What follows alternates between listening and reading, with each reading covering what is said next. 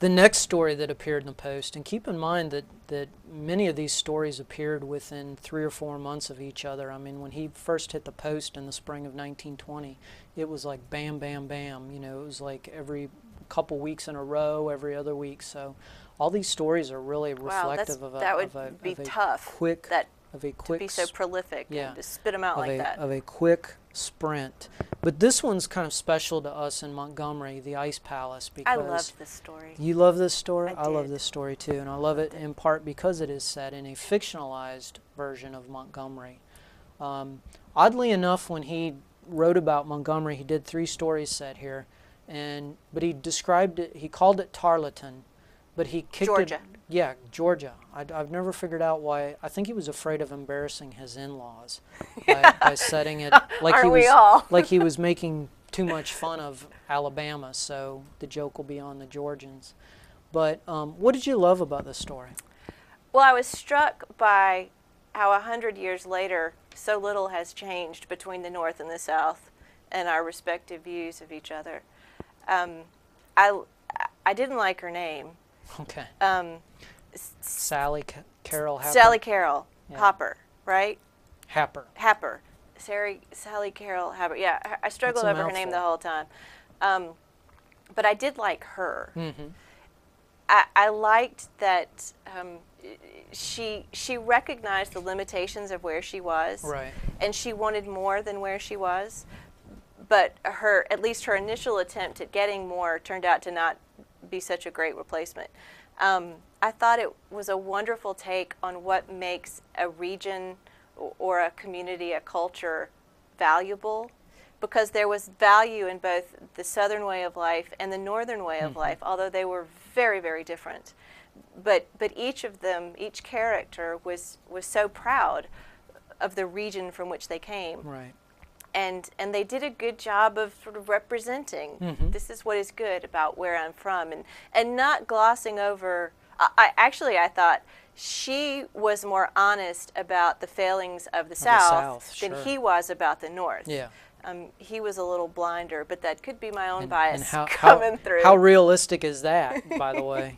But, you know, as much as I travel, like I said, being from lower Alabama as I am, but going to New York a lot, I've had these conversations almost verbatim, and it was really striking. Yeah, part of what's fun about this story is the key scene set in the fictionalized Montgomery is set in a local landmark, which is called Oakwood Cemetery, most famous today because it's where Hank Williams is buried. Right. But it's also there's where an Alan Jackson song. That's right.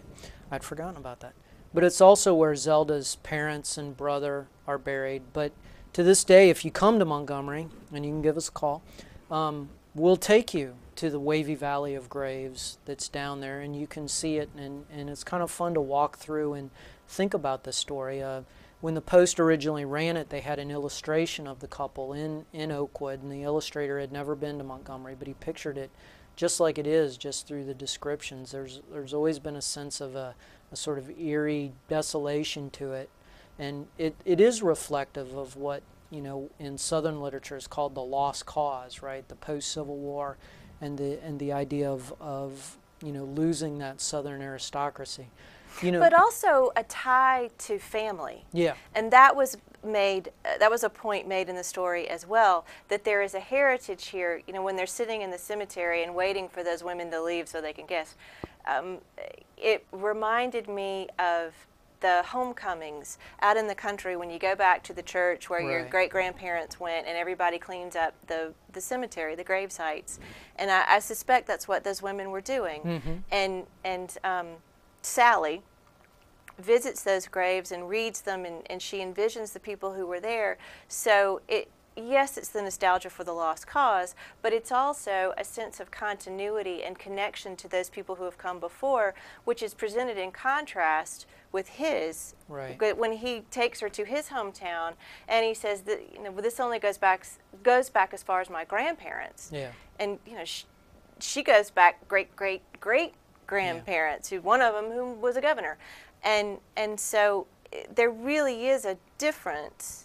I think you just keyed on a very important attraction for Fitzgerald to the South, as beyond Zelda, it was the idea that you did have a past that went on past a couple generations, which he didn't have in the Midwest. You know, that was all relatively new wealth. St. Paul was built upon recent wealth, and so I think part of his lure to this region, and it came through his father as well, who was actually from deep Maryland stock. You know, Maryland being southern, but to them exactly. But you know, this idea of that there is a deep past, and it's a collection of stories. Right. It's story upon story upon story, and that there is an importance to that, and there's also a darkness to it. I think there's a that's part of, again, what it made it feel like fairy tales to me, and this one very much so. She's actually the princess who falls asleep in the palace. There is a dark undercurrent to those stories that doesn't quite make it to the surface, but that we sense. Right. In the languidness and in the fact that, as they say, all of these young men are failures. Yeah, that's an excellent point to make out. There's no opportunity in this South. It's just and they don't even seem to want to pursue any opportunity. Yeah. They relinquish any chance at success, and they embrace that failure from very early on. There's a line I absolutely love, and you referred to it. The scene when they sneak a kiss, her and Sally and her northern beau, Harry, sneak a kiss in Oakwood Cemetery. When Harry met Sally. And hey, I didn't even think of that. And neither till just now. You tell me, is this too much? Is this over the top? This is part of what I love when Fitzgerald just takes it right up to the line. She kissed him until the sky seemed to fade out and all her smiles and tears to vanish in an ecstasy of eternal seconds. Too thick? We could never get away with writing something like that today without it being sort of people rolling their eyes or sort of thinking of that as hokey. But, you know, we were talking before with the other stories about how each of these seems to be a yearning for that youth and exuberance and the newness. Well, who wouldn't want to feel like that when you kiss someone? Yeah. So I think most people publicly would say, oh, whatever, please. But maybe in their more private moments, which here I'm doing quite publicly, but in their more private moments might say that, no, it's not too far. And it sums up the moment. Right.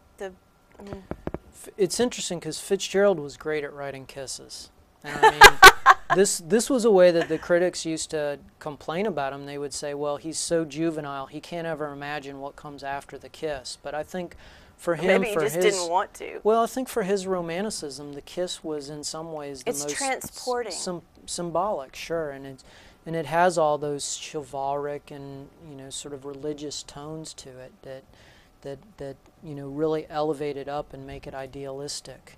So I think it's a kind of fun moment to linger over in the story. It's played up for laughs, but it's also it's meant to be deeply romantic. But in the end, it's not enough. Sure. And I think that's part of why I liked this story so much, that there was some chord to her and to him, although he wasn't quite intuitive enough to recognize it. Right. She had to recognize it for him. But no matter how transporting that kiss may have been, there are deeper and grander things. And she recognized that. Yeah. It's a very serious story if you want to look at it that way. It is. But it's also a hilarious comedy. It is. And I mean, it has some of the best dialogue that I think Fitzgerald ever wrote in it. And some wonderful satire, really, on both the North and South. Yeah, yeah. I don't think he's choosing in either case. He's making fun of both sides. He is. And I think the satire really has some truth to it in a lot it's sharp. of ways. It's a good story.